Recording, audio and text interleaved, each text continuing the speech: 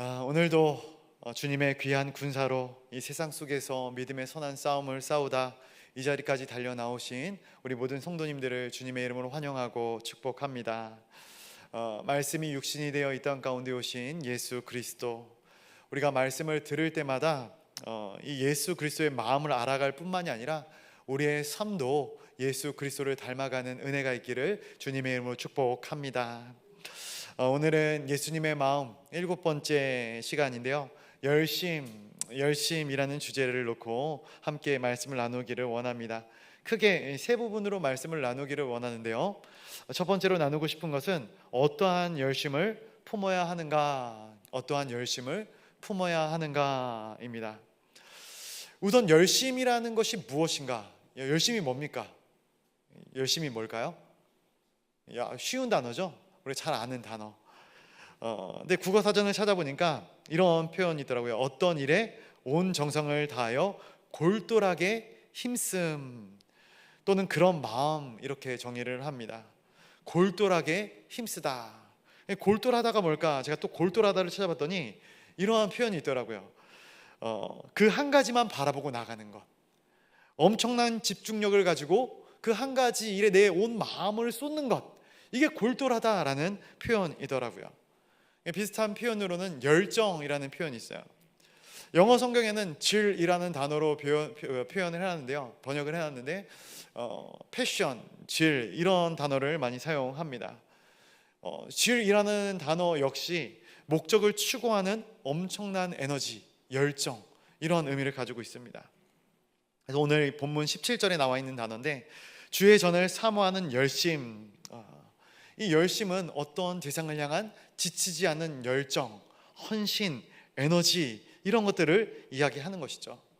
어떤 종류나 대상이나 상관없이 이것이 차서 넘치는 것, 넘치는 것을 이 열심이라 이야기를 합니다. 예수님의 12제자 중에 시몬이라는 사람이 있습니다. 시몬.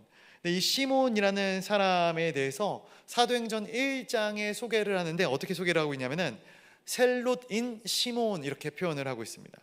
이때 사용된 이 번역본을 보면은 이 영어 열정, 열심히는 질이라는 단어에다가 OT를 붙여요. 그래서 젤롯이라는 단어를 쓰는데, 이 헬라어 표기에 따라서 셀롯인이라고 번역을 하고 있습니다. 그럼 이 셀롯인이 무엇인가? 열심당입니다. 열심당. 열심당이 무엇인가? 로마의 강제적인 이 압제를 벗어나기 위해서 통치 체제를 전복하겠다는 혁명을 꿈꾸고 극단적인 에너지를 내는 그러한 사람들이 열심당원, 셀롯인이라고 표현을 하고 있는 것이죠. 우리 안에도 열심이 중요합니다. 교회 안에도 열심을 내시는 많은 분들이 있는 것을 봅니다. 거룩한 열심이 있어요. 제가 얼마 전에 휴가를 다녀왔는데, 휴가를 다녀오자마자 접했던 많은 소식 중에 하나가 뭐였냐면은 권사님 한 분이 쓰러지셨다라는 거예요. 근데 왜 쓰러지셨는가 이게 알아보니까 우리 전사님이 그런 얘기를 하시더라고요. 이 더운 날씨에, 얼마나 더웠습니까? 더운 날씨에 전도를 나가신 거예요. 계속해서 전도를 하다 보니까 더위를 잡수신 거죠. 그래서 전도를 하다가 쓰러지신 거예요. 참 대단하다. 이 더운 날씨에 하루쯤, 이틀쯤 쉴 법도 한데 어떻게 그 지치지 않는 헌신, 그 전도에 대한 열심을 그렇게 가질 수 있을까?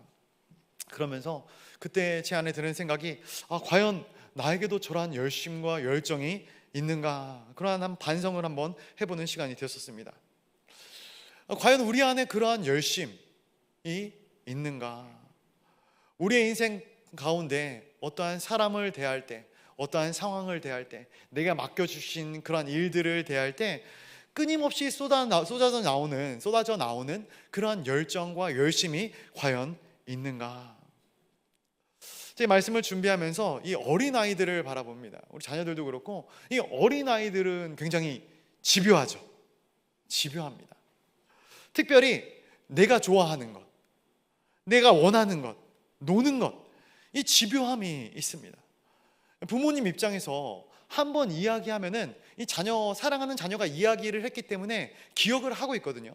물론 가끔 너무 바쁠 때는 깜빡하는 경우도 있기는 하지만 웬만하면 그것을 기억해서 순차적으로 들어주려고 노력을 합니다. 그런데 이 자녀들은 어떻습니까? 못 참는 거예요. 못 참기 때문에 어떻게 하는가? 집요하게 물고 늘어집니다. 아빠, 언제 돼? 엄마, 언제 되는 거야? 잠깐만 기다려. 조금만 기다려. 좀 이따 해줄게. 이거 지금 해도 돼? 아빠, 지금 하면 안 돼? 이거를 수도 없이 물어보고 수도 없이 질문하는 거죠. 이게 쌓이고 쌓이면 어떻게 됩니까? 화가 나는 거죠. 너 이놈 자식 하면서 분노를 폭발하게 되는 그러한 경우에 이르기까지 집요함을 보이는 것이 이 어린 자녀들의 모습 아니겠습니까? 그래서 이 열심을 제가 생각하다 보니까 정말로 중요한 게 무엇인가? 열심의 강도보다 열심의 방향이 중요하구나라는 생각을 해봅니다. 내가 얼마나 열심을 내고 있는가가 아니라 내가 어떠한 곳에 열심을 내고 있는가. 열심히 뿜어져 나오는 것이 다 중요한 것은, 좋은 것은 아니다라는 거예요. 누군가는 이 열심과 열정을 통해서 자기가 가진 달란트 합쳐서 엄청난 성과를 거두기도 하고 또한 그에 대한 열매를 거두기도 하는 것 같아요. 그런데 그 열심의 결과가 그렇게 나왔음에도 불구하고 이 모든 영광이 나에게로만 돌아가고 하나님께로 돌아가지 않는다면, 그 의가 나를 향하고 있다면, 그래서 과연 우리는 어떠한 열심을 품어야 하는가? 성경에서도 이야기하고 있는 것이죠. 열심은 강도가 아니라 방향이 중요하다.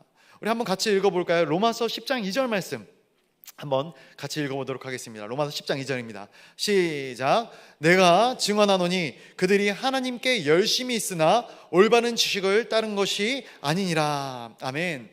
바로 이 이야기를 하고 있는 것이죠. 하나님을 향하여 열심을 다하고 있다. 그러나 올바른 지식과 올바른 방향을 너희가 가지고 있는 것은 아니다라는 거예요. 열심히 있으나 방향이 잘못돼도 굉장히 위험한 것입니다. 오늘 말씀 가운데 나타난 유대인들에 대해서 묵상할 때 이 유대인들이 얼마나 대단합니까? 정말 대단하다 생각을 합니다. 특별히 그들의 어떤 집요한 부분들이 있어요. 하나님을 향한 집요함이 있습니다. 율법에 대한 집요함, 말씀에 대한, 그리고 자신들이 이 유대교라는 이 부분에 대해서 굉장히 집요하고 되게 열정적인 부분들이 있어요. 때로는 그 열심이 과도해서 지나친 경우가 많이 있죠. 그래서 그들은 성경에서 나오는 율법 외에도 엑스트라적인 그러한 이 규례들을 만들어 놓죠. 그만큼 하나님께 열심을 다하고 하나님께 최선을 다하고자 애쓰는 사람들 아니겠습니까? 심지어는 그 규정을 어기는 사람들을 정죄하고 비판하고 합니다. 그래서 어디까지 가게 되는가 보게 되면은 예수 그리스도, 하나님의 아들이신 예수 그리스도를 십자가에 못 박을 정도로의 이 엄청난 열심을 유대인들이 가지고 있었죠. 문제가 무엇입니까?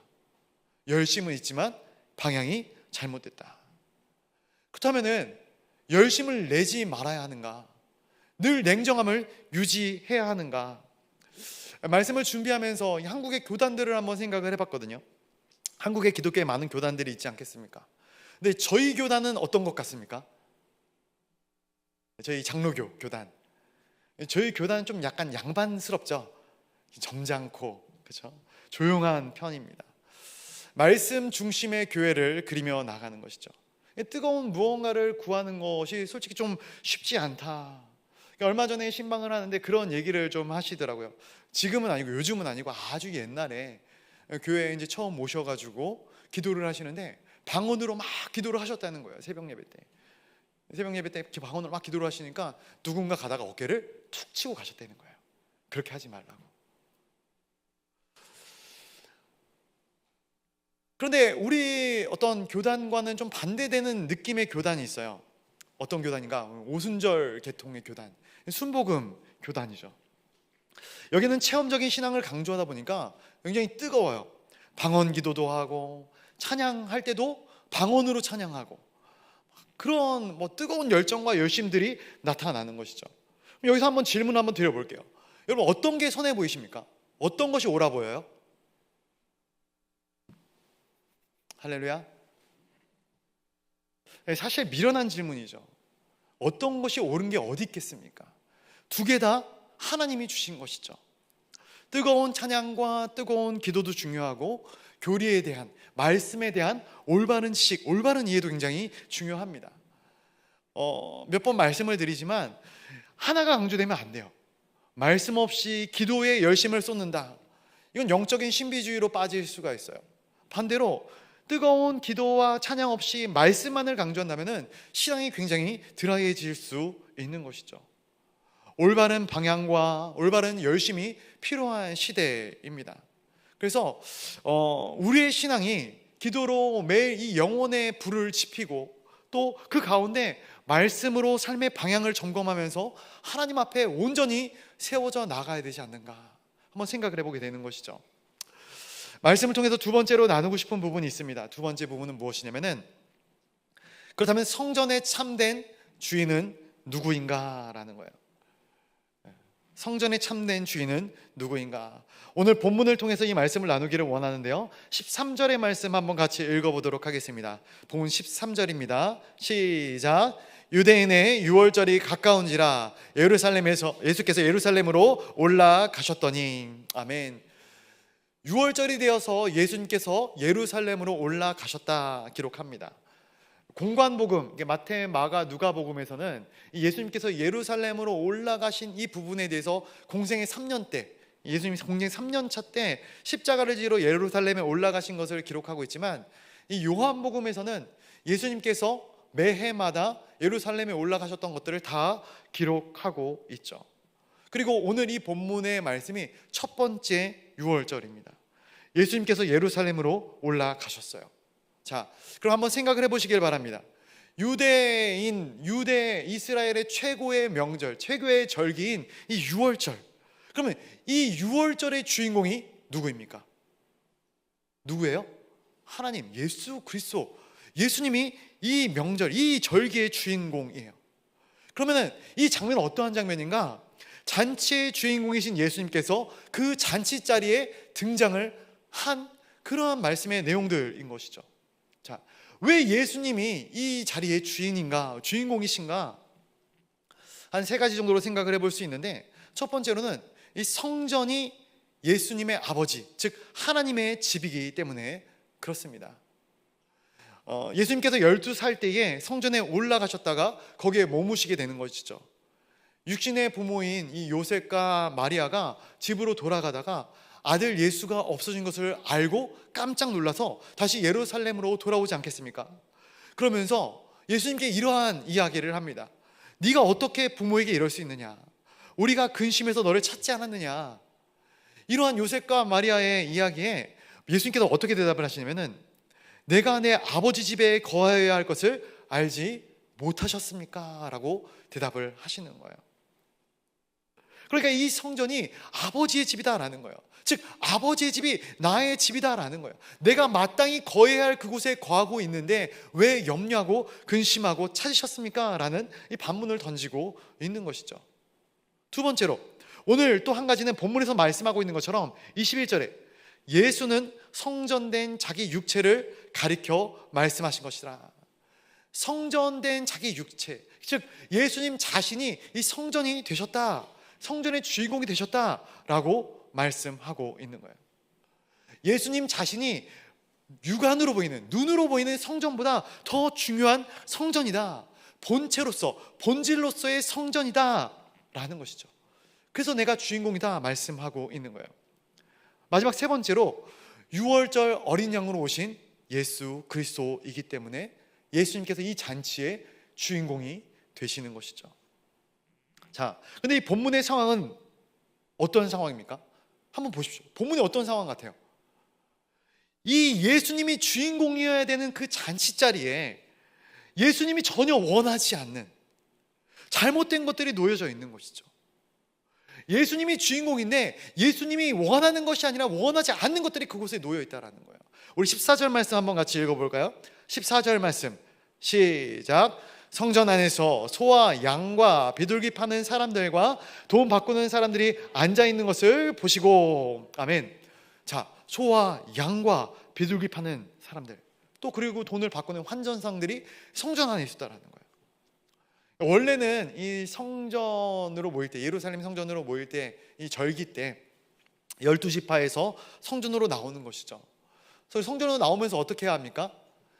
가장 자신에게 소중한, 가장 정결한, 온전한 그런 예물들을 선별하고 선별해서 가장 좋은 예물을 가지고 이 성전으로 와서 제사를 드리는 것, 그것이 마땅한 것 아니겠습니까? 그런데 문제가 뭐냐면은 이 말라기에서 이야기하고 있는 것처럼 이게 다 귀찮다라는 거예요. 번거롭다라는 거예요. 어떻게 이 먼 데서 이런 것들을 가져올 수 있느냐? 편의성이죠, 편의성. 이게 너무 고생스러운 것 아닌가? 근데 사실 한번 생각을 해보면은 이스라엘 땅이 그렇게 큰 땅은 아니거든요. 그렇게 수고스러운 일도 아니지 않았겠는가? 그런데 내가 편하기 위해서는 이러한 것들을 굳이 수고스럽게 하는 것, 어차피 내가 드릴 것, 거기에 있는 것을 가지고 하면 안 되겠느냐? 이러한 마음이 그들 안에 들어왔다라는 것이죠. 그래서 그들이 예루살렘에 와서 제물을 구입해서 제사를 드리는 거예요. 그렇다면 이것을 파는 장사꾼들, 이 장사꾼들의 마음은 또 어떠했는가? 이 장사꾼들은 어떤 사람들입니까? 이윤을 남겨야 되는 사람들이죠. 물론 좋은 물건을 비싸게 파는 것도 이윤이 많이 남겠지만 또 안 좋은 물건도 어차피 그냥 팔 거라면은, 어차피 죽이고 제사로 드려질 거라면은 안 좋은 물건들을 가져다가 비싸게 파는 것이 더 낫지 않겠느냐? 저렴한 물건들, 그러니까 즉 좋은 소, 좋은 양이 아니라 눈먼 양, 어떻게 보면 저는 소, 병든 것들을 가져다가 이 팔고 있는 이러한 장사치들의 모습을 보게 되는 것이죠. 제사를 지내러 온 사람들은 어차피 제사를 지내야 되니까 그것을 가지고 사서 제사를 드리는 거예요. 그들 뒤에는 또 누가 있겠습니까? 성전의 지도자들이 있지 않겠습니까? 성전에서 실질적인 주인 행세를 하는 대제사장들, 서기관들, 율법학자들, 그들이 이러한 것들에 대한 이권을 챙기고 있는 것이죠. 영적인 사람들이 아니라 돈을 챙기는 사람들로 전락한 거예요. 예배를 향한 성전의 열심이 훼손되어진, 사라진 그러한 모습이 오늘 이 말씀에, 이 성전 가운데, 이 6월절 절기 가운데, 잔치자리 가운데 나타나고 있는 거예요. 제가 어릴 적 예배에 대한 기억들이 있어요. 뭐냐면은 그런 거예요. 집에 빳빳한 새 돈이 들어옵니다. 그럼 어떻게 했을까요? 이걸 어머니가 성경책에 끼워놔요. 왜 끼워놓습니까? 이게 헌금이에요, 헌금. 꾸깃꾸깃한 게 아니라 빳빳한 새 돈으로 헌금을 드리는 것이죠. 새 옷을 사거나 새 신발을 살 경우에는 그것을 학교에 먼저 입고 가지 않아요. 주일까지 기다려야 돼요. 그렇죠? 주일날 교회에 가장 깔끔한 모습으로, 깨끗한 모습으로 새 옷을 입고 교회에 가는 거예요. 저는 지금도 어떻게 보면 새 구두, 새 정장, 뭐 옷을 계속해서 사는 게 아니기 때문에 가끔가다 사지만, 사게 되면은 그걸 가장 처음 교회에 입고 옵니다. 물론 이런 것들이 뭐 형식적인 것들이 되면 안 되겠지만 그러한 열심들이 어렸을 때 있었던 것이죠. 정성을 다해서, 마음을 다해서 하나님의 전을 사모하고 하나님의 것을 구별하여 드릴 수 있는 그러한 마음들. 그런데 그러한 열심을 가져야 하는 사람들이 그러한 마음을 갖지 않는 거예요. 마치 그런 것이죠. 토요일 저녁까지 세상에 찌들어서 세상 가운데 향락에 빠져서 살던 사람들이 주일이 되니까 마지못해 그냥 교회에 끌려 나오는 그러한 모습들. 물론 어떤 사람들은 안 나오는 것보다 낫지 않겠느냐 이렇게 이야기할 수 있을 것 같아요. 그러나 그 누구도 그것이 신앙의 본이 된다라고 이야기할 수는 없는 것이죠. 오늘 이 예루살렘 성전에 이 절기 가운데 모인 사람들의 모습이 그러한 모습이었다라는 거예요. 그래서 예수님이 화가 나신 거예요. 우리 15절 말씀 한번 같이 읽어보도록 하겠습니다. 15절 시작. 노끈으로 채찍을 만드사 돈 바꾸는 사람들의 돈을 쏟으시며 상을 엎으시고. 아멘. 제가 이 말씀을 묵상하면서 참 놀랍다 생각을 했는데, 노끈으로 채찍을 만드셨다라는 거예요. 직접 만드셨어요. 양과 소들을 다 쫓으셨다. 그리고 돈을 쏟고 상을 엎으셨다. 예수님의 모습을 볼 때 예수님이 순간적으로 화를 참지 못하고 이렇게 행하셨을까? 아니죠. 예수님의 이러한 모든 행동들은 다 의도된 바였던 것이죠. 그 장면 중에 하나가 15절 말씀에서 나오는 노끈으로 채찍을 만드셨다. 노끈으로 채찍을 만드셨다라는 거예요. 자녀를 키우면서 정말로 제가 화가 머리끝까지 차오르는 상황이 있지 않겠습니까? 근데 화가 머리끝까지 차오르게 되면 어떻게 되는가? 주변에 있는 아무거나 회초리나 몽둥이가 되는 거예요. 빛이 보이면은 빛으로 엉덩이를 막 때리는 거죠. 그렇죠? 옆에 이제 뭐 신발이 보이면 신발로도 이렇게 엉덩이를 때리고, 주변에 있는 눈에 보이는 것이 다 몽둥이가 될 수 있어요. 그렇죠? 그런데 머리끝까지 화가 났는데 나무를 가져다가 나무를 깎아요. 회초리를 만들어야겠다. 그런 사람이 과연 있겠습니까? 근데 오늘 예수님은 노끈으로 채찍을 만드셨다 성경은 기록합니다. 예수님께서 이 상황 가운데 참을 수 없는 마음이 있었지만 차분하게 노끈으로 채찍을 만드셨다라는 거예요. 또 하나, 이 말씀에서 찾아볼 수 있는 것은 예수님께서 이 짐승들을 다 내쫓으시는데 양이나 소를 다 성전에서 내쫓으셨다. 그런데 이 14절 말씀해 보니까 양과 소 외에 또 뭐가 등장합니까? 뭐가 있어요? 성경 안 보십니까? 비둘기가 있죠. 비둘기. 양과 소를 다 성전에서 내보내는데 비둘기는 어떻게 해요? 날려보내지 않으셨어요. 16절에 보니까 이것을 여기서 가져가라. 이 비둘기 파는 사람들에게 넘겨주셔요. 소와 양은 내어 던지더라도, 내어 버리더라도 주인이 다시 찾아갈 수 있는 것들이었죠. 그러나 비둘기는 한번 날려보내면 영영 찾을 수 없게 되는 거예요. 가지고 나가라 말씀하시는 거예요. 그러니까 분노가 머리끝까지 차오르는 그러한 상황 속에서도 끝까지 예수님이 그들을 배려해주고 계신 것이죠. 그럼에도 불구하고, 이 예수님 배려해 주셨음에도 불구하고 예수님께서 오늘 이 채찍을 들고 상을 엎으시는 모습은 우리에게 굉장히 낯선 모습인 것은 사실입니다. 사실 예수님이 성경에서 분노하시는 모습, 화를 내시는 모습은 많이는 아니어도 종종 등장을 합니다. 예수님께서 예수님께로 아이들이 달려 나올 때 어떤 사람들이 이 아이들이 예수님께로 달려 나오는 것들을 막지 않습니까? 그때도 분노하시면서 이 아이들이 나에게 오는 것을 막지 말라 말씀하셔요. 그리고 이 안식일의 병자를 고치는 것에 대해서 이 사람들이 굉장히 불쾌하게 여겼을 때 그때도 사람들을 향해서 분노하시는 모습들이 그려집니다. 그런데 그러한 분노가 어떠한 액션으로 이어지지는 않아요.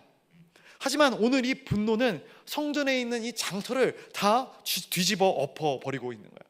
상을 내엎고 다 쫓아내시는, 예수님이 이 상을 엎으셨지만 정말 이 성전의 잘못된 모든 것들을 다 엎어버리고 싶은 예수님의 마음이 아니었겠는가. 최고의 하나님께 최선의 것을 드리는 그곳에서 이것이 당연한 것인데 그렇지 못한 예배가, 그렇지 못한 상황들을 예수님께서 바라보시면서 느꼈던 예수님의 마음인 것이죠. 우리 16절 말씀도 한번 같이 읽어보도록 하겠습니다. 16절입니다. 시작.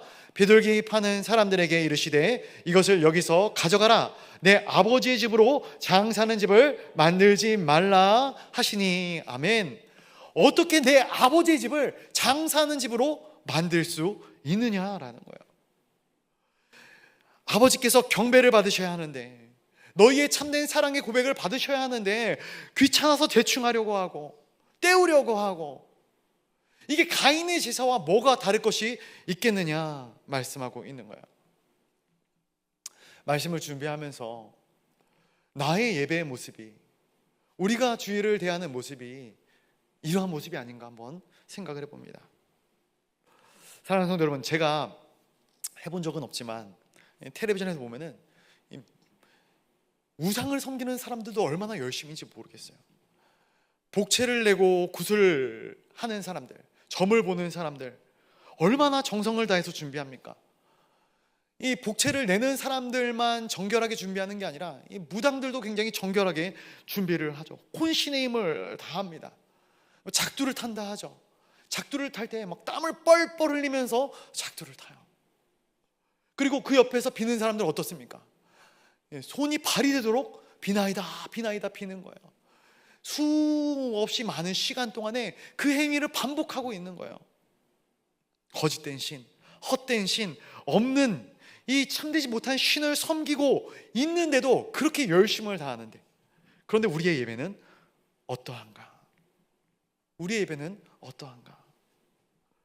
우상에게 하는 것만큼도 하지 않는, 그래서 하나님께 부르짖는 것조차도 잃어버린 예배가 우리의 예배가 아닌가? 어떻게 내 죄를 회개해야 하고, 내 안에 있는 영적인 갈망들을 어떻게 주님 앞에 고해야 하고, 어떻게 하면 내가 영과 진리로 하나님께 예배를 드릴 수 있을지, 그것을 고민하는 게 아니라 그냥 주일날 이 시간 동안 내가 여기 앉아있다가 그냥 좋은 말씀, 좋은 가르침 듣고 돌아가면 되는 것 아닌가? 이러한 마음의 상태를 가지고 와서 앉아있는 것은 아닌가? 예수님께서는 그러한 우리의 내면을 뒤집어 엎어버리고 싶으셨던 것이 아닌가? 그때 제자들이 기억한 성경 구절이 있는 것이죠. 17절 말씀도 한번 같이 읽어보겠습니다. 우리 17절입니다. 시작. 제자들이 성경 말씀에 주의 전을 사모하는 열심히 나를 삼키리라 한 것을 기억하더라. 우리 한 번 더 보겠습니다. 다시 한번 보겠습니다. 시작. 제자들이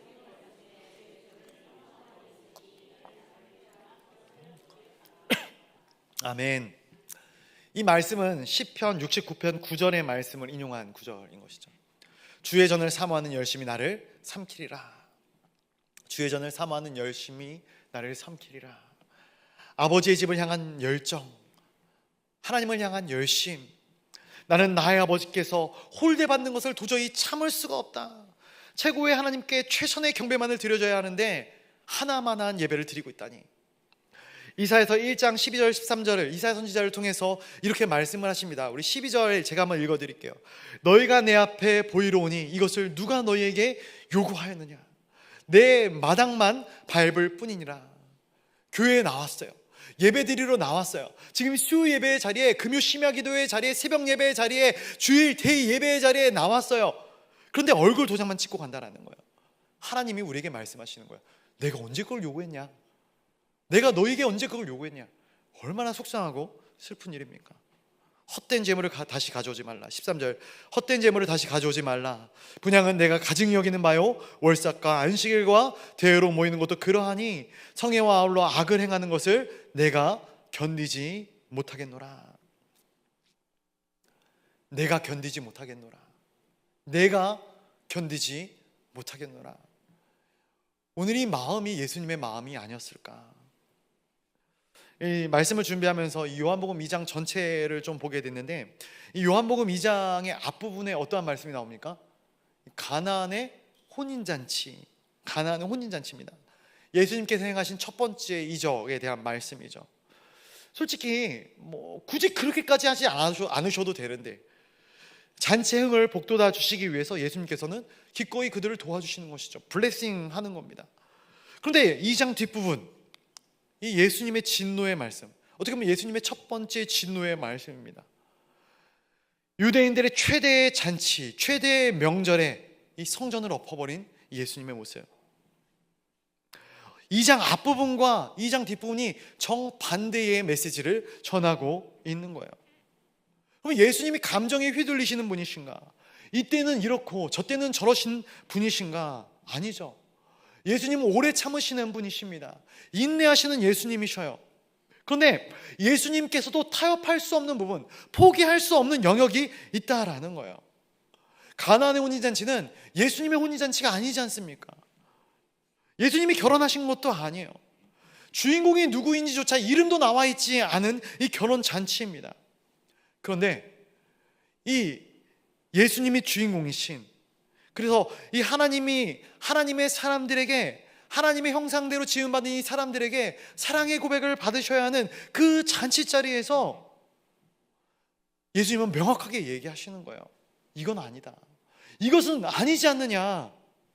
예수님이 타협할 수 없는, 예수님이 포기할 수 없는, 예수님이 지치지 않는 열심을 가지고 있는 영역이 무엇이었는가? 오직 여호와 한 분만이 우리의 최고의 예배를 받으셔야 된다라는 것이었어요. 이 부분에 대해서는 예수님이 타협할 마음이 없는 거예요. 포기할 수 없는 영역입니다. 여러분, 하나님 한 분을 위하여 최선과 최고를 다하여 하는 것이 우리의 마땅한 삶의 이유고 목적인 줄로 믿습니다. 10계명 제1계명이 무엇입니까? 출애굽기 20장 3절 말씀 보면은 나 외에 다른 신들을 내게 두지 말라라는 거예요. 피해갈 수 없는, 타협할 수 없는, 예수님이 포기할 수 없는, 그래서 신명기 6장 4절과 5절에 들으라 이스라엘, 쉐마 이스라엘아 말씀합니다. 우리 여호와 하나님 오직 유일한 여호와시니 우리의 예배, 우리의 사랑의 고백, 우리의 열심을 받을 유일한 대상이 여호와 하나님이시니 그러므로 너희는 마음을 다하고 뜻을 다하고 힘을 다하여 주 너희 하나님을 사랑해라. 이것이 하나님이 우리 가운데 청종하라, 들어라, 어디 가든지 네가 그러한 삶을 살아야 된다라고 말씀해 주신 이 말씀의 핵심이 아니겠습니까? 알아요. 주님 압니다. 제가 다 알고 있어요. 예수님 그래도 그렇지 좋은 게 좋은 거라고 굳이 상을 엎으실 필요가 있었습니까?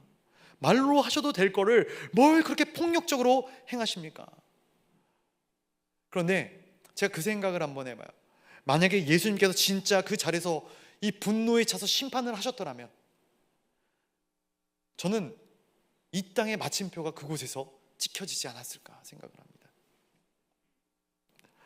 예수님은 유일하신 한 분 하나님께, 참된 진리신 하나님께,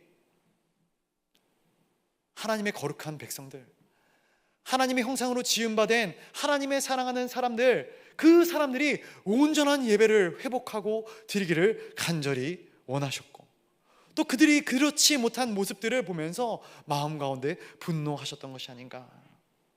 그래서 마지막 세 번째로 나누고 싶은 부분이 바로 이것입니다. 예수 그리스도의 마음, 열심 그리고 질투입니다. 열심 그리고 질투. 여러분, 열심이라는 이 표현은요 질투와 같습니다. 뭐 뜬금없이 목사님 무슨 얘기입니까? 열심이 어떻게 질투입니까? 라고 이야기할 수 있지만 이 열심과 질투가 쓰는 헬라어가 똑같아요. 이 제롤로스라는 단어를 쓰거든요. 이 제롤로스가 열심이라는 단어도 되고 질투라는 단어도 됩니다. 그래서 제가 이 말씀을 준비하면서 생각을 해보니까 정말로 맞더라고요. 열심이 있으면 질투하게 되어져 있는 거예요. 내가 그 사람에 대해서 포기할 수 있는 열심이 있으면 그 사람이 다른 누군가, 나 외에 다른 대상을 사랑하게 됐을 경우, 다른 대상에게 마음이 쏠렸을 경우에 질투하게 되는 것이죠. 그래서 출애굽기 34장 14절에 하나님께서 자신을 이렇게 소개하는 장면이 나오죠. 우리 한번 같이 읽어볼까요? 출애굽기 34장 14절 말씀입니다. 시작. 너는 다른 신에게 절하지 말라. 여호와는 질투라 이름하는 질투의 하나님이니라. 아멘. 무슨 말씀입니까? 어떤 말씀이에요 이게? 나는 너를 향한 포기할 수 없는 열심을 가진 하나님이시다라는 거예요. 질투의 하나님, 너를 그 누구에게도 내어줄 수 없다라는 거예요. 그래서 로마서 8장 39절 말씀에도 이렇게 비슷한 말씀이 있죠. 세상의 그 어떤 피조물이라도 우리를 우리 구주 예수 그리스도의 사랑에서 끊을 수가 없다라는 거예요. 그런데 한번 우리가 생각해 보시길 바라요. 한번 잘 생각해 보십시오. 우리가 어려움에 있어요. 위기 가운데 처해져 있어요. 그때 하나님께서 우리에게 이런 말씀을 더 하시는 거예요. 내가 너를 향한 열심이 있다. 너를 포기하지 않을 거다. 나는 정말로 끝까지 너와 함께 할 거다. 이렇게 얘기해요. 그러면 어떻게 하겠습니까? 마음 가운데 하나님 감사합니다. 땡큐죠. 저도 늘 하나님을 사랑할 거예요. 저도 하나님을 향한 제 열심을 끝까지 포기하지 않을 것입니다. 그렇게 고백할 것이라고요. 그런데 반대로 우리가 세상에서 하고 싶은 것이 너무나도 많아요. 즐기고 싶은 것이 너무나도 많아요. 그래서 하나님께 이렇게 얘기하는 거예요. 하나님, 이것도 하고 싶고 저것도 하고 싶어요. 그런데 하나님이 우리 가운데 이렇게 말씀하시는 거죠. 너 그거 안 돼. 너 그거 하면 나랑 멀어져. 나는 너를 포기할 수 없기 때문에, 나는 너를 향한 내 열심이 가득하기 때문에 네가 그런 것 하는 거 원치 않아. 네가 그렇게 가는 것 내가 원치 않아. 네가 즐길 것 즐기고 네가 쓸 것 다 쓰면서 사는 그런 것들은 나와 멀어질 수 있어 라고 하나님께서 얘기하신다면 우리는 어떤 반응을 보이겠습니까? 하나님 좀 귀찮습니다. 하나님 너무 질척거리시네요. 하나님의 간섭이 너무 힘들어요. 하나님, 저에게도 사생활이라는 게 있어요. 저도 세상적인 부와 명예를 조금 더 쌓고 싶은데, 그래야 저도 하나님께 좀 뭔가를 더 할 것 아니겠습니까? 저 좀 그만 내버려 두셨으면 좋겠습니다. 그런데 하나님께서 뭐라고 말씀하시는가? 나 외에 다른 신에게 절하지 말라. 형상을 만들지도 말고 좋아하지도 말고 경배하지도 말라. 그러면서 여호와 하나님은 질투하시는, 질투의 하나님이시다 말씀하시는 거예요.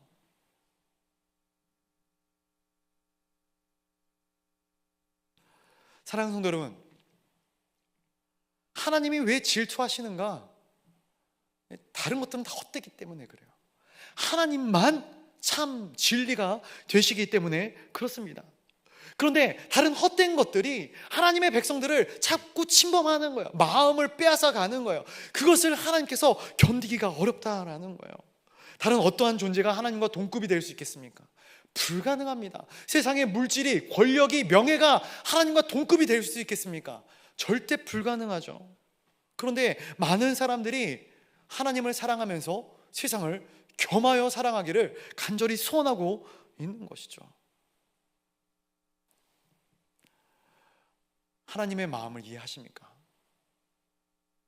우리를 향한 하나님의 열심이 때로는 우리 가운데 부담스럽게 느껴질 수도 있지만 그 열심이 너무나도 감사하다 생각을 합니다. 누누이 말씀을 드리지만 하나님께서 우리에게 말씀하실 때, 우리에게 어떤 명령을 하실 때 하나님께서는 하나님이 행하지 않는 것을 우리에게 말씀하지 않으셔요. 하나님께서 행하시는 것들을 우리에게 말씀하시는 것이죠. 너무나도 감사한 부분인데, 하나님이 하나님의 형상대로 우리를 지으셨고 하나님이 갖고 계신 성품들을 우리 가운데 다 넣어주셨어요. 그리고 그것을 통해서 우리에게 명령하시는 거예요. 우리에게 어떤 열심을 바랄 때 하나님은 열심이 없는데 우리에게 열심을 바라는 것이 아니에요. 하나님이 먼저 더 크게, 더 완벽하게 우리를 향한 당신의 열심이 있기에 우리 가운데도 동일한 하나님의 열심을 품기를 원하시는 것이죠. 하나님께서 왜 다윗을 향하여 하나님의 마음에 합한 자다 말씀을 하셨는가?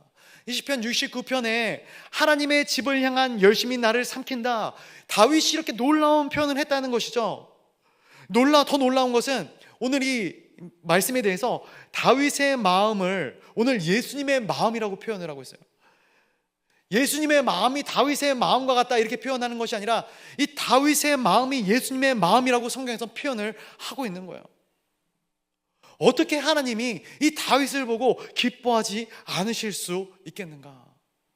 다윗에게는 탁월한 여러 가지가 있었어요. 강력한 리더십이 있었고요, 군사적인 어떠한 지략이 있었고요, 그리고 문학적인 능력, 음악적인 어떠한 예술적인 감각들, 탁월했던 사람입니다. 사람을 끌어들이는 이 매력도 있었고요, 은사가 다양했던, 또 외교에도 능했던 이 다윗의 모습 아니겠습니까? 모든 것을 할 수 있고 모든 것에 능했던 다윗이지만 그럼에도 불구하고 그의 한 가지 열정은 무엇이었는가? 아버지 집을 향한 열정, 하나님께 올려드리는 예배를 향한 열정이 다윗의 가운데 있었다라는 거예요. 다른데 그 열정을 쏟아붓는 것이 아니라, 다른데 그 마음을 빼앗던 것이 아니라 오직 하나님 앞에 내 마음을 다 쏟아내는 다윗의 모습을 보게 됩니다. 그래서 하나님께서는 이 다윗이 하나님의 마음에 합한 자다라는 칭찬을 허락하신 것이죠. 오늘날 우리의 마음은 어떻습니까? 우리의 모습은 어떻습니까? 너무나도 많이 분산되어져 있지 않은가?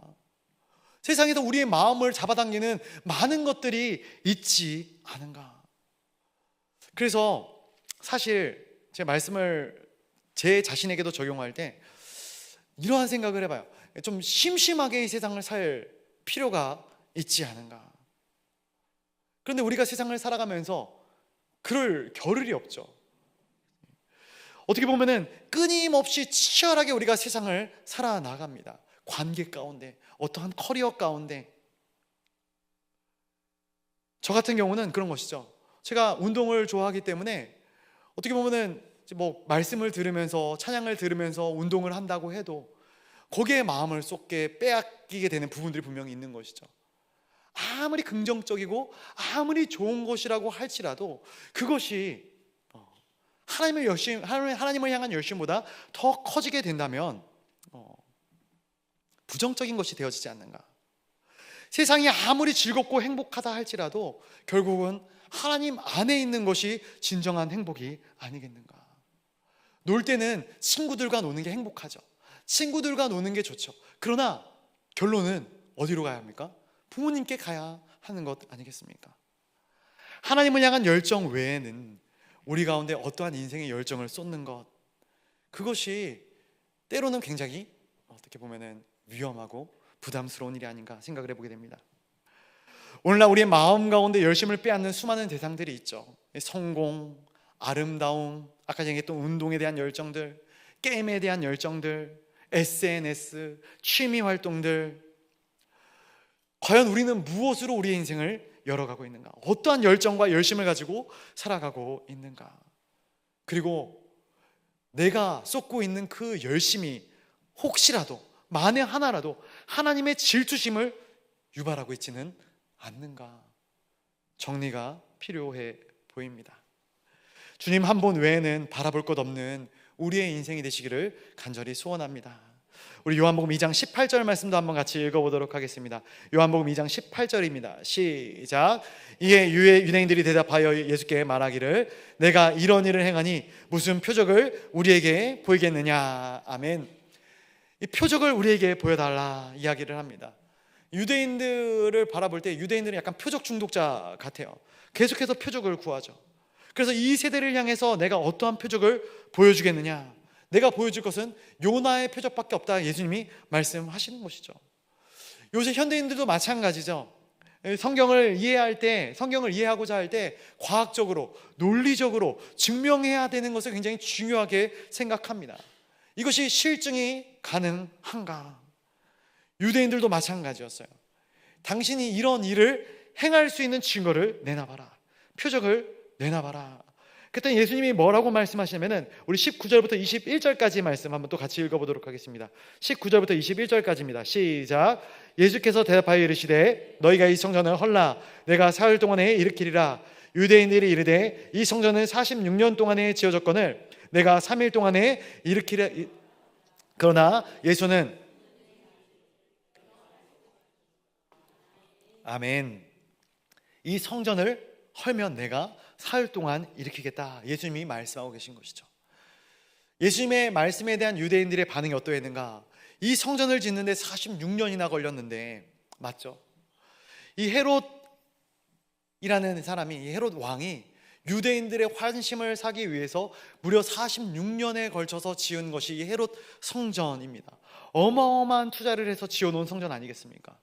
그래서 예수님이 3일 만에 다시 짓는다 하니까 네가 무슨 수로 그것을 3일 만에 다시 짓겠느냐 이야기하는 거예요. 그런데 이것을 향한 예수님의 마음도 요한이 기록해놨죠. 예수님이 말씀하신 성전이 자기 육체를 가리켜 말씀하신 것이었다라는 거예요. 성전은 모세의 성전, 모세의 장막이 있었고요, 또 솔로몬의 성전이 있었죠. 그런데 이 모세의 장막과 솔로몬의 성전 중에 솔로몬의 성전이 더 화려했지만 저는 더 귀하다 생각되어지는 것은 모세의 장막이 더 귀하다 생각이 되어집니다. 개인적인 생각입니다. 왜냐하면 모세의 장막은 비록 텐트였지만 그 안에 하나님의 거룩한 임재가 충만하였어요. 그런데 그 이후 가장 화려하게 지어진 솔로몬의 성전, 이 솔로몬의 성전은 우상 숭배가 일어나게 되는 것이죠. 하나님이 기뻐하지 않으셨어요. 그렇게 결국은 그 성전이 불에 타고 무너져 버리고 만 것이죠. 이 성전이 다시 스룹바벨 때에 재건을 합니다. 굉장히 초라한 모습으로 재건이 됩니다. 솔로몬의 성전을 기억하던 사람들이 그 성전을 바라보며 통곡하며 울게 되는 것이죠. 안타까운 성전의 모습. 그리고 나서 가장 최대의 규모로 지은 성전이 바로 이 헤롯의 성전인 것이에요. 근데 이 성전을 어떻게 3일 만에 다시 지을 수 있는가? 말도 안 된다. 그런데 예수님의 말씀이 이어지는 것이죠. 그 성전이 성전이신 예수 그리스도 자신을 가리키는 것이다. 그래서 예수님이 십자가에 달려 돌아가실 때에 지성소의 휘장이 위에서부터 아래로 찢어진 것 아니겠습니까? 성전이 깨진 거예요. 그리고 성전이신 그분이 무너진 것이에요. 그리고 3일 만에 죽은 자들 가운데서 다시 부활하신 것. 그래서 요한계시록 21장 22절 말씀 한번 같이 읽어보도록 하겠습니다. 계시록 21장 22절인데요, 혹시 없나요? 제가 한번 읽어드리도록 하겠습니다. 성 안에서 내가 성전을 보지 못하였으니 이는 주 하나님 곧 전능하신 이와 및 어린 양이 그 성전이심이라. 다시 한번 읽어드릴게요. 성전 안에서 내가 성전을 보지 못하였다라는 거예요. 성전이 성전 안에서 보이지 않았다라는 거예요. 하늘나라에 올라갔는데 하나님의 성전이 보이지 않았다라는 거예요. 왜 그런가 보니까 그 안에서 하나님과 그 어린 양 예수께서 성전이 되어 계셨다라고 요한계시록에서 말씀하고 있는 거예요. 여러분, 우리가 예배당에서, 우리가 이 성전에서 예배를 드리지 않습니까? 이 성전이 어떠한 곳입니까? 이 성전은 하나님을 만나기 위한 만남의 장소예요. 이 회막이라고 얘기하는데, 이 회막이라는 것이 뭡니까? 이 회막을 영어로 번역하면은 The Tent of Meeting이에요. 만남의 장소라고요. 만남의 장소. 만남을 이루기 위해서 만들어진 장소가 이 성전, 회막 아니겠습니까? 그런데 우리가 영원한 처소, 천국에 들어가면은 그냥 그분 안으로 들어가게 되는 것이죠. 더 이상의 매개체가 필요 없는 거예요. 장소적인 요소가 필요하지 않는 거예요. 그 영원한 성전이신 이 예수 그리스도. 근데 고작 46년 동안 일개의 사람이 지은 그 성전과 어떻게 이 예수 그리스도가 비교가 될 수 있겠습니까? 저는 예수님께서 이 유대인들의 발언을 들을 때 얼마나 그들을 한심하게 보셨을까? 얼마나 그들을 한심하게 생각하셨을까? 영원한 성전이신 예수 그리스도가 그들의 눈앞에 있는데 그들이 알아보지 못하는 거예요. 심지어는 그 아버지의 집이라고 지어놓은 이 성전, 그 땅에 지어진 이 성전의 너무나도 참혹한 상태를 예수님이 목도하시는 것이죠. 그래서 그 성전을 뒤엎어버리기로 작정을 하시는 것이고, 실제로 뒤집어 엎으셨어요. 탁자만 뒤집어 엎으셨는가? 아니요, 실제로 예수님은 이 자신이 깨어짐으로 성전 자체를 무너뜨리신 것이죠. 그리고 그것으로 끝냈던 것이 아니라 3일 만에 죽은 자 가운데서 부활하심으로 말미암아 성전을 참되게 회복시키신 분이신 줄로 믿습니다. 어떻게 보면 우리를 향한 그분의 질투심과 그분의 열심은 당신의 아들을 향한, 당신의 아들의 목숨을 내어놓을 만한 그 엄청난 열심과 이 질투심이 하나님과 예수님 안에 있었다라는 거예요. 사람에게도 얼마나 질투심이 많은가, 이러한 표현을 쓰죠. 내가 만족스럽게 살지라도 내 이웃이 땅을 사면 어디가 아파요? 배가 아파요. 이런 말 처음 들어보시나요? 저희 자녀들이 있는데 예성이가 뭘 안 할, 둘째인 예성이가 뭘 안 하려고 할 때 예슬이가 이런 표현을 써요. 내가 먼저 해야지, 내가 먼저 해야지. 그러면 예성이 어떻게 할까요? 아니야, 내가 먼저 할 거야. 그럼 막 뛰어나가요. 질투심이죠. 질투심이에요. 내가 아무리 만족스럽게 살지라도 더 좋은 게 있으면 질투심이 생기는 거예요. 아이들을 보니까 내가 좋은 장난감을 가지고 있더라도 더 좋은 장난감이 내 눈앞에 보이면 그것을 갖고 싶어 하더라고요. 여러분, 근데 오늘 이 질투심은 그런 종류의 질투심이 아닙니다.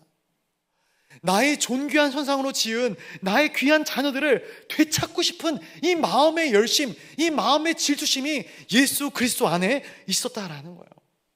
그리고 이 열심과 이 질투심은 당신의 생명을 걸고 하신 일입니다. 계시록 3장 19절 말씀 한번 같이 읽어보겠습니다. 계시록 3장 19절입니다. 시작. 무릇 내가 사랑하는 자를 책망하여 징계하노니 그러므로 내가 열심을 내라 회개하라. 아멘. 열심을 내라 회개하라. 설교하면서 제가 축복의 메시지를 전할 때가 있죠.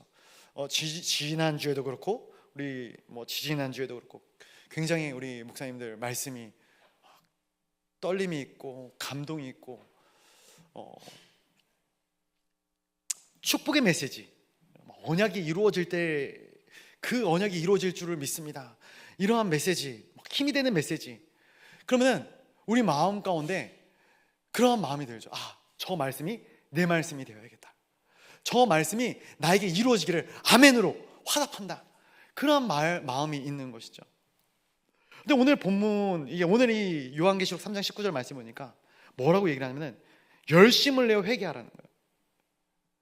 우리의 열심을 다해서 죄악의 뿌리를 뽑아내라 얘기하는 거예요. 그러면 우리가 어떻게 합니까? 시큰둥한 거예요. 시큰둥해요. 왜 회개하는데 열심을 내야 하는가? 축복의 메시지는 아멘으로 받지만 물론 필요해요. 그런데 어떻게 보면 우리의 어떤 죄를 드러내고 우리의 연약함을 드러내는 그런 부분들에 대해서는 우리가 두려워하고 탐탁지 않아 하는 거예요. 예수님께서 자신의 목숨을 걸고 성전을 뒤엎으셨어요. 새롭게 하라라는 것이죠. 하나님을 향한 그 새롭게 하는 그 열심을 우리도 갖기를 원한다라고 말씀하시는 것이죠. 그런데 제가 그런 것 같아요. 자녀를 키우다 보니까 당근과 채찍이 있지 않겠습니까? 당근을 주면은 이 자녀들이 굉장히 아빠를 사랑해줘요. 그렇죠? 내가 좋은 말 해주고 좋은 것을 주고 잘해주면은 아빠 사랑해, 아빠 최고로 좋아, 열정적으로 사랑을 표현합니다. 그런데 반대로 잘못에 대해서 지적하고 죄에 대해서 지적하면은 어떻게 합니까? 잘못을 인정하면서도 입이 대빨 나와요. 대빨 나와서 저 얘기를 왜 나한테 하지? 왜 잔소리를 또 나한테 하지? 저 몇 번 했던 얘기 아닌가? 이러한 생각을 하는 것이죠. 과연 우리는 하나님 앞에 열정을 다해서 회개하는가? 하나님이 원하시는 마음은 무엇인가? 시편 51편 17절 말씀, 마지막으로 이 말씀을 읽고 말씀을 맺겠는데요, 한번 같이 읽어보도록 하겠습니다.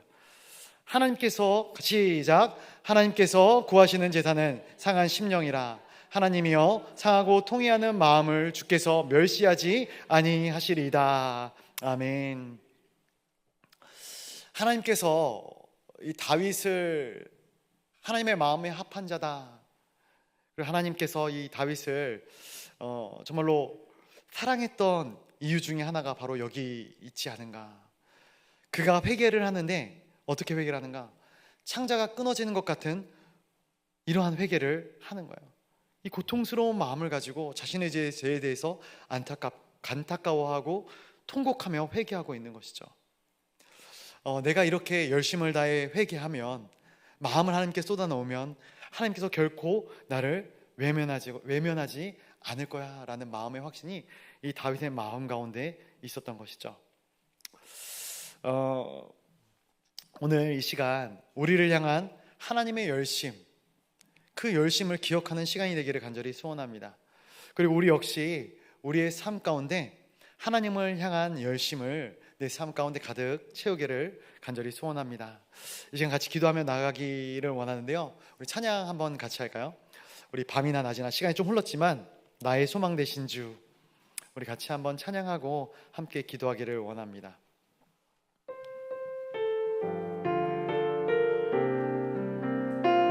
나의 소망 되신 주,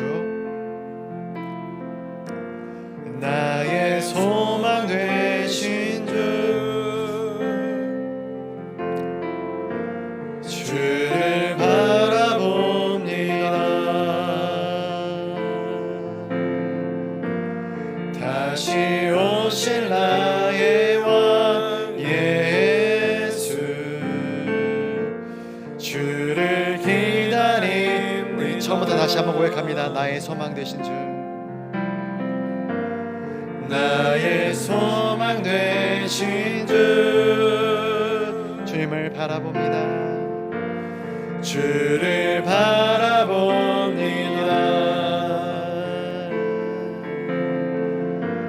다시 오실 나의 왕 예수, 주를 기다리니 밤이나 낮이나 어제나 오늘도 영원히 주를 찬양.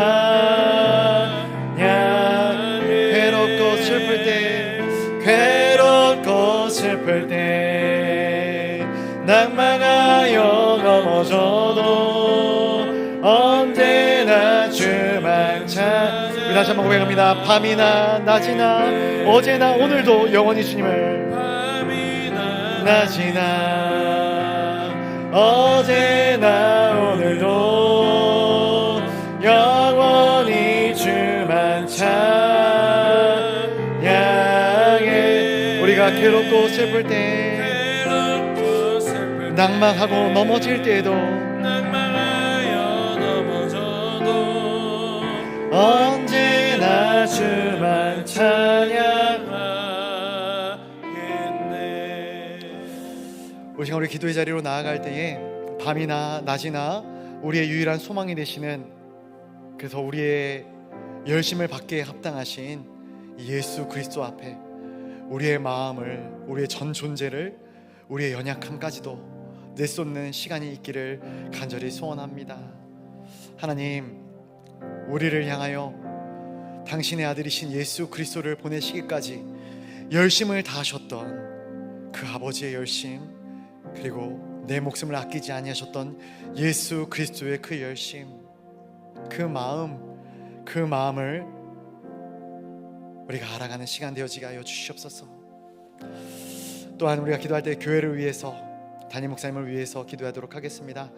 우리 사랑하는 담임 목사님, 이번 주에 하트포드 한인교회의 말씀을 전해주시는데 성령의 기름으로 충만한 예배의 자리가 되어질 수 있도록 해달라고 기도해 주시면 감사하겠습니다. 다음 주 금요일에는 금요 선상 집회가 있습니다. 박리부가 사모님께서 오셔서 귀한 간증의 말씀을, 또 기도에 대한 말씀을 전해주실 것인데, 그 귀한 시간 온 성도들이 한 마음과 한 뜻이 되어 이 자리로 달려나와 하나님의 마음을 알아가는 시간 되어 수 있도록 인도하여 달라고, 하반기의 사역들을 위하여 같이 기도해 주시고, 우리 환우들과 선교사님들을 위해서, 그리고 각자가 가져오신 기도의 제목들을 놓고 우리의 마음과 힘과 뜻과 모든 열심과 열정을 다하여서 우리 주님께 이름을 크게 한번 부르짖고 기도의 자리로 나아가도록 하겠습니다. 우리 주님의 이름을 크게 한번 부르짖습니다. 주여!